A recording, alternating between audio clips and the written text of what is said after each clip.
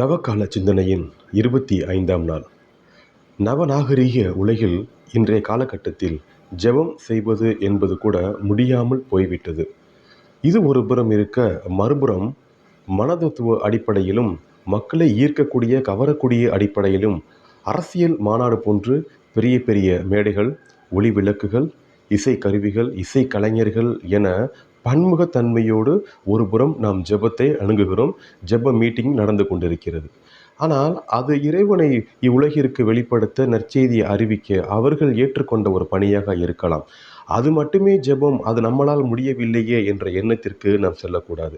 திருச்சபையானது நமக்கு மிக எளிமையாக வழியை காண்பிக்கின்றது. நாம் உறங்கும் பொழுதும், உணவு சமைக்கும் பொழுதும், பயணத்தில் இருக்கும் பொழுதும், எப்பொழுதாவது நாம் கண்களை மூடி இறைவனை ஒரு நிமிடம் நினைத்திருக்கின்றோமா? அதுதான் ஜெபம். இறைவன் நோன்பை பற்றி மிக அழகாக சொல்லுகிறார். விவிலியத்தில் இயேசு கிறிஸ்து என்ன சொல்லுகிறார்? நீங்கள் நோன்பு இருப்பது மற்றவர்களுக்கு தெரியாமல் இருக்கட்டும். நீங்கள் எப்பொழுதும் போல் நல்லா குளிங்க, அவர்களோட பேசுங்க, சந்தோஷமாக இருங்க, உற்சாகமாக இருங்க. அறைக்குள் சென்று தாளிட்டு உங்களை பார்த்து கொண்டிருக்கின்ற இறைவனை நோக்கி ஜெபம் செய்யுங்கள் என்று சொல்கிறார். இப்போ உதாரணத்துக்கு டிவியில் எவ்வளவோ விளம்பரங்கள் வருது. எல்லா விளம்பரங்களையும் காமிக்கக்கூடிய ப்ராடக்ட் நல்ல ப்ராடக்ட்னு சொல்லிட முடியுமா? கிடையாது. நல்ல ப்ராடக்ட் விளம்பரமே இல்லாமல் கடைகளில் இருக்குது. மக்களுக்கு தெரியும் எது உண்மையானது, எது போலியானது என்று. அதனால் கடையில் விளம்பரமே இல்லாத பொருட்கள் எல்லாமே கெட்ட பொருட்கள்னு சொல்லிட முடியுமா? டிவியில் காண்பிக்கிறதுனாலேயே நல்ல பொருட்கள்னு சொல்லிட முடியுமா? முடியாது இல்லையா அன்பர்களே? ஆகையால் ஜெபம் என்பது இதுதான் என்ற ஒரு கூற்று இன்றளவு மக்களிடத்தில் இருக்கிறது. ஆடம்பரமாக ரொம்ப அதிகமான டிசிமலுக்கு சவுண்டை வச்சுட்டு நம்ம பாட்டு பாடுறதுனாலையோ, மிகப்பெரிய மேடைகள் அமைத்து நாம் செய்கிறதுனால மட்டும் ஜெபம் கிடையாது. அது அவர்களுக்கு ஒரு வகையாக இருக்கலாம். ஆனால் நாம் அமைதியாக விவிலியம் வாசித்து விவிலிய வார்த்தையை சிந்திப்பது ஒரு ஜெபம். உனக்கு தெரிந்த வேத வசனங்களை உனது நண்பர்களிடத்தில் பகிர்வது கூட ஒரு ஜெபம். அமைதியான முறையில் ஜெபமாலை ஜெபிப்பது ஒரு ஜெபம். நாம் உணவு சமைத்து கொண்டிருக்கின்ற பொழுது டிவி ஆஃப் பண்ணிவிட்டு நாம் அமைதியாக உட்கார்ந்து ஒரு 5 நிமிடம் ஜெபித்தாலும் ஜெபம்தான்.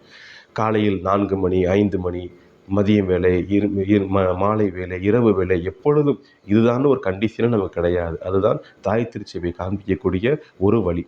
நற்செய்தி மீண்டும் சொல்லுகிறது, எங்கே 2, 3 பேர் என் நாமத்தில் கூடியிருப்பீர்களோ அங்கே அவர்கள் நடுவே நான் இருக்கிறேன் என்று சொல்கிறாரே. ஆகையால் ஜெபம் என்பது மிகப்பெரிய ஆடம்பரமான மேடைகளை அமைத்து செய்வது மட்டுமல்ல, மனதிற்குள்ளாக ஜெபிப்பதும் ஜெபமே என்பதை உணருங்கள். நமது திருச்சபையில் கார்மேல் அன்னையின் சகோதரிகள் இன்று அளவும் கூட அமைதியாக அவர்களது இருப்பிடத்திலேயே அவர்களது காங்கிரிகேஷன் உள்ளாகவே இருந்து மக்களுக்காக ஜெபித்து கொண்டு பல வகையான புதுமைகள் நடத்தி கொண்டிருக்கிறார்கள். ஏழை எளியவர்களுக்காக, மருத்துவமனையில் இருக்கும் நோயாளிகளுக்காக, சிறைச்சாலையில் இருப்பவர்களுக்காக, ஒன்றும் செய்யாத ஏழை எளிய மக்களுக்காக, இப்படி பல வகையான தலைப்புகளில் அவர்கள் உள்ளார்ந்த தங்களது காங்கிரிகேஷனுக்குள்ளாகவே இருந்து ஜெபிக்கக்கூடிய நிலை இன்றும் இருக்கிறது. ஆகவே நாம் நம்முடைய ஜெபத்தை எப்படி பக்குவப்படுத்துகிறோம் என்பதை நினைத்து பார்ப்போம். இன்றைய தவ காலத்தில் ஆடம்பரங்களை தவிர்த்து ஜெபம் என்பது என்னை இறைவனோடு ஒன்றிணைக்கக்கூடியது, எனது மனதை பக்குவப்படுத்தக்கூடியது, நான் இறைவனை அப்பா என்று அழைக்க இந்த ஜெபம் எனக்கு உதவியாக இருக்கிறது என்பதை நாம் நினைத்து பார்த்தாலே போதும், நமது ஜெபமானது முழுமையடைந்து விடும். புனித செசிலியம்மாள் இன்றளவும் கூட பாடல் பாடுபவர்களின் பாதுகாவலியாக இருக்கிறார். அவர் சொல்கிறார், ஒரு முறை நீங்கள் பாடுவது 2 முறை ஜெபிப்பதற்கு சமம். எனவே பாடல் மூலமாக கூட நாம் நமது ஜெபத்தை இறைவனிடத்தில் அர்ப்பணிக்க முடியும் என்பதை உணர்ந்து ஜெபத்தில் ஈடுபடுவோம். இந்த பாடலை ஒரு நிமிடம் தியானிப்போம். ஒரு நிமிடம் உன் அருகினில் இருக்க வருவாயோ என் இறைவா, இந்த சிறு பொழுதே ஒரு யுகமாய் மாறும் அறியாயோ என் தலைவா.